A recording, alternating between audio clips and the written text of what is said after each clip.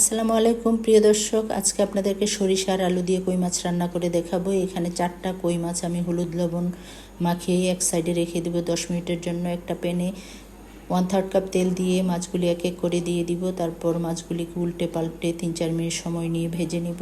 মাছ ভাজা হয়ে গেলে এখানে একটা গ্রাইন্ডার জগের মধ্যে আমি নিয়েছি 2 টেবিল চামচ সরিষা, 4-5টা কাঁচামরিচ আর 2টা পেঁয়াজ ফালি করা, 3-4টা রসুন কোয়া নিয়ে আমি ব্লেন্ড করে ফেলবো। আর 3টা আলু নিয়েছি একটু লম্বা করে কেটে।